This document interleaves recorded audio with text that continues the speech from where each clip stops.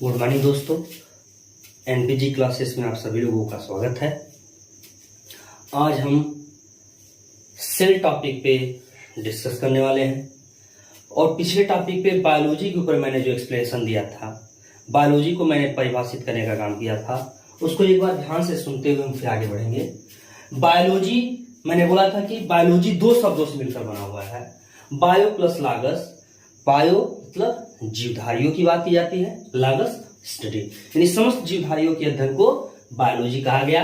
पिछले टॉपिक में बता चुका हूं कि बायोलॉजी शब्द का इस्तेमाल सबसे पहले लैमार्क और ट्रेविरेनस ने किया था और फिर बायोलॉजी को मुख्यतः दो भागों में बांटा गया, बॉटनी और जूलॉजी।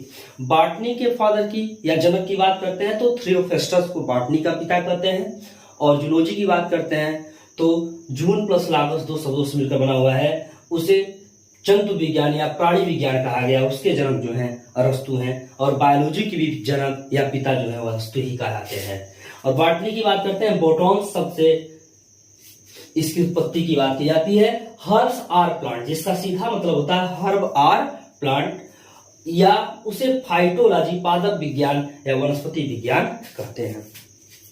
आइए हम सेल के बारे में बात करने जा रहे हैं। सेल के बारे में आप लोग बेहतर ढंग से जानते होंगे, पढ़े भी होंगे। कोशिका की बात की जाती है। हमारा शरीर जो बना हुआ है ये कोशिकाओं से बना हुआ है। ये हमारा शरीर समस्त वनस्पतियां, समस्त जीव सभी के सभी कोशिकाओं से ही मिलकर बने हुए हैं। अगर कोशिकाओं का निर्माण नहीं होता तो शरीर का निर्माण भी नहीं होता। और कोशिकाओं की बात की जाती है, सबसे पहले कोशिका की बात करते हैं तो कोशिका किसी भी शरीर की, समस्त जीवधारियों की शरीर की संरचनात्मक और क्रियात्मक इकाई है। संरचनात्मक और क्रियात्मक, जिसे structural and functional unit of living beings के नाम से भी जाना जाता है। कोशिका लैटिन शब्द सेल्यूला से उत्पन्न हुआ, जिसका मतलब होता है रूम, एक कमरा, रूम, या उसे हम कमरा कहते हैं। स्टडी ऑफ सेल, कोशिका के अध्ययन को, ध्यान दीजिएगा, कोशिका के अध्ययन को साइटोलॉजी कहा जाता है, उसे कोशा विज्ञान भी कहा जाता है। साइटो का मतलब होता है साइटो यानी सेल प्लस लागस यानी स्टडी। कोशिका के अध्ययन को कोशा विज्ञान या कोशिका विज्ञान कहा जाता है। कोशिका की सबसे पहले खोज 1665 में रॉबर्ट हुक नामक वैज्ञानिक ने अपने खुद के बनाए गए माइक्रोस्कोप से किया था। वो एक ब्रिटिश वैज्ञानिक थे, उन्होंने खुद के बनाए गए माइक्रोस्कोप से कोशिका की खोज की। लेकिन उन्होंने जिस कोशिका की खोज की थी वो मृत कोशिका थी, वो डेड सेल थी। मधुमक्खी प्रकोष्ठी संरचना यानी मधुमक्खी के छत्ते जैसी संरचना को उन्होंने देखा था और उन्हें उसे कोशिका नाम दिया था। और उन्होंने कहा कि जिस प्रकार ये कई छोटे छोटे टुकड़ों से मिलकर मधुमक्खी के छत्ते बने हैं, ऐसे ही छोटे छोटे प्रकोष्ठी संरचनाओं से मधुमक्खी के छत्ते का निर्माण हुआ है। ऐसे ही शरीर का निर्माण कोशिकाओं के मिलने से होता है। यानी जिस प्रकार मकान या घर ईंटों से मिलकर बने होते हैं, ईंटों से निर्माण होता है, उसी प्रकार कोशिकाओं के मिलने से शरीर का निर्माण होता है। हम बात कर रहे हैं कोशिकाओं के निर्माण की, तो कोशिकाओं के निर्माण की बात करते हैं तो कोशिकाओं के मिलने से सबसे पहले टिश्यू, उत्तक बनते हैं। उत्तकों के मिलने से आर्गन, कई आर्गन मिलकर अंग,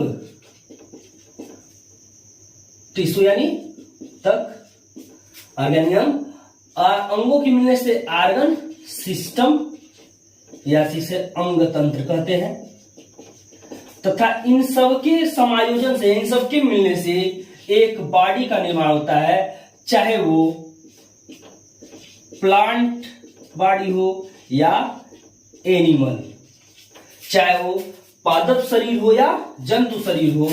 ये कोशिकाओं के मिलने से उत्तक का निर्माण होता है, उत्तकों के मिलने से आर्गन के मिलने से आर्गन सिस्टम, और फिर बॉडी का निर्माण होता है जो प्लांट या एनिमल बॉडी का निर्माण करते हैं। ये कोशिकाओं के एक व्यवस्थित क्रम है। टिश्यू की बात करते हैं, उत्तक को मुख्य रूप से ह्यूमन बॉडी एक्सप्लेनेशन, एक ट्रिक है मेनका, जिसका एम यानी मस्कुलर टिश्यू, ई यानी इपिथेलियल टिश्यू, यानी नर्वस टिश्यू, सी यानी कनेक्टिव टिश्यू, ए यानी एडीपोज टिश्यू। इंद्रलोक की सभा में नृत्य करने वाली अप्सराएं थे रंभा, उर्वशी, मेनका। एक टर्म है, एक ट्रिक मैंने बनाया हुआ मेनका, जिसका एम यानी मस्कुलर टिश्यू, जिसका आशय या जिसका मतलब है एम यानी मस्कुलर टिश्यू, ई यानी इपिथेलियल टिश्यू, एन यानी नर्वस टिश्यू, सी यानी कनेक्टिव टिश्यू, ए यानी एडिपोज टिश्यू। एडिपोज टिश्यू एक विशेष प्रकार का उत्तक होता है। हम अब बात कर रहे हैं कोशिका के ऊपर जो एक्सप्लेनेशन हम दे रहे हैं। कोशिका के अध्ययन को साइटोलॉजी कहा जाता है। कोशिका की खोज सबसे पहले रॉबर्ट हुक ने 1665 में की थी। उन्होंने जिस कोशिका की खोज की थी वो मृत कोशिका थी। बाद में 1674 में एंटोनी वान ल्यूवेनहॉक एक डच वैज्ञानिक थे, उन्होंने तालाब के जल में जीवित कोशिका की खोज की थी। एंटोनी वान ल्यूवेनहॉक ने ही सबसे पहले बैक्टीरिया की खोज की थी। किसकी खोज की थी? बैक्टीरिया, जिसे हम जीवाणु कहते हैं। ठीक, बैक्टीरिया के जनक के रूप में इन्हें फादर ऑफ बैक्टीरियोलॉजी भी कहा जाता है। एंटोनी वान ल्यूवेनहॉक को फादर ऑफ बैक्टीरियोलॉजी, जीवाणु विज्ञान के जनक या जीवाणु विज्ञान का पिता भी कहा जाता है एंटोनी वान ल्यूवेनहॉक को। फिर हम बात करते हैं कोशिकाओं को, आगे हम एक्सप्लेनेशन देंगे।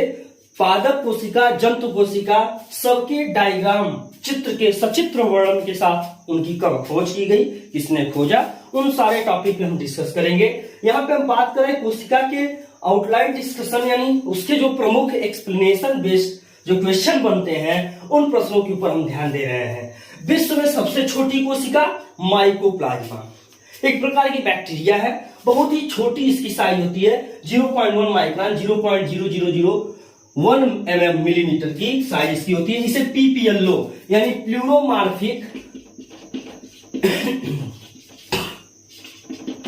प्लूरोमार्फिक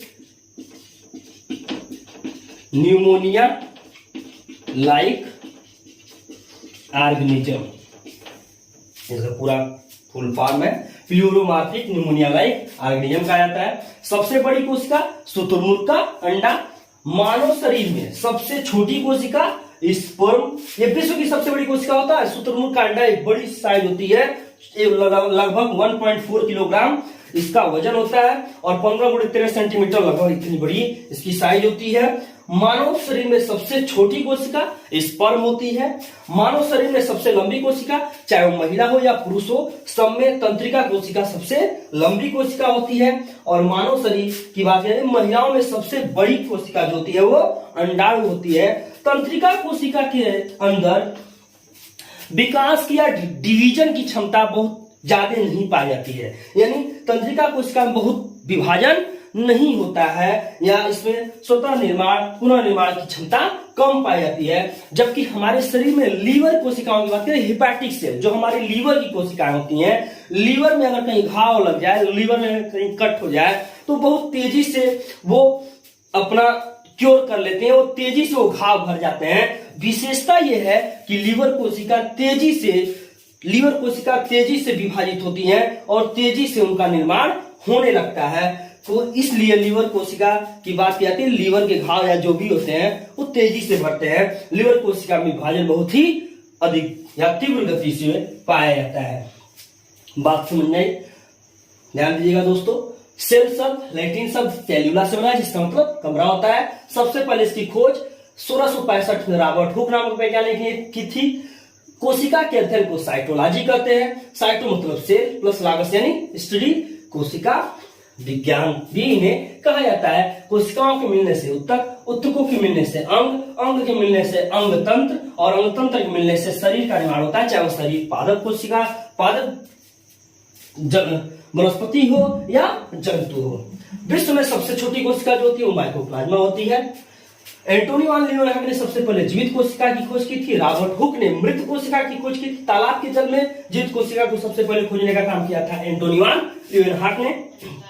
इन्होंने सबसे पहले बैक्टीरिया की खोज की, इसीलिए इसे फादर ऑफ बैक्टीरियोलॉजी कहा जाता है। सबसे बड़ी पादप कोशिका कालेर्पोटैक्सीफोलिया, जिसे जली शैवाल कह रहे हैं, सबसे बड़ी पादप कोशिका है। विश्व की सबसे बड़ी कोशिका शुतुरमुर्ग का अंडा होता है।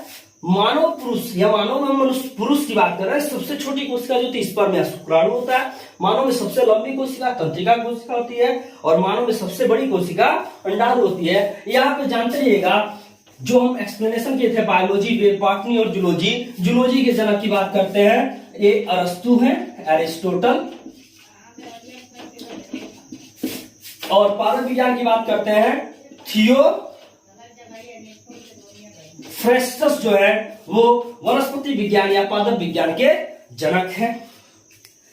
आज के टॉपिक पे आप लोगों के लिए बस इतना ही, जो हमने आप लोगों को समझाने या बताने का प्रयास किया, और मुझे उम्मीद है कि आप लोगों को ये बातें समझ में आई हैं। आगे नेक्स्ट टॉपिक पे सेल के ऊपर विधिवत डिस्कशन किए जाएंगे, एक्सप्लेनेशन उसके सचित्र वर्णन के साथ, डायग्राम के साथ एक्सप्लेन करेंगे। Thanks for watching NPG classes. Thanks for watching my channel. Please subscribe and press the bell icon. जाते जाते एक बात हम कहना चाहेंगे, किसी भी शिक्षक का कोई जात या धर्म नहीं होता है। कोई भी शिक्षक हो, एक शिक्षक समाज को एक मार्ग या एक आईना प्रदान करने का काम करता है, लोगों को एक बेहतर रास्ते पर प्रशस्त करने का, एक बेहतर मार्ग पे आगे बढ़ने के मार्गदर्शक के रूप में माना जाता है। किसी भी शिक्षक का कोई जात धर्म या मजहब नहीं होता है। इसलिए कहना चाहेंगे, हमारा अभी कोई बहुत बड़ा चैनल नहीं है, हमने तो अभी जस्ट शुरुआत की है। हमारे बहुत से स्टूडेंट हैं, उन लोगों की भी मांग थी, हम नाम नहीं लेना चाहेंगे, लेकिन समाज में ऐसे भी लोग हैं जो लोगों के ऊपर जात धर्म संप्रदाय और इन सारी बातों के ऊपर कमेंट करते हैं या कुछ बातें करते हैं, जो एक तरह से देखा जाए तो बहुत ही घिनौना कृत्य कहा जा सकता है। इसलिए हम ये कहेंगे कि किसी भी शिक्षक का कोई जात धर्म या समुदाय ऐसा समूह कुछ नहीं होता है। शिक्षक सभी के लिए एक समान है। शिक्षक का कोई जात धर्म नहीं या मजहब नहीं होता है। इसके साथ साथ मैं आप लोगों से विदा लेता हूं, फिर मिलेंगे नेक्स्ट क्लास में। Thank to all of you.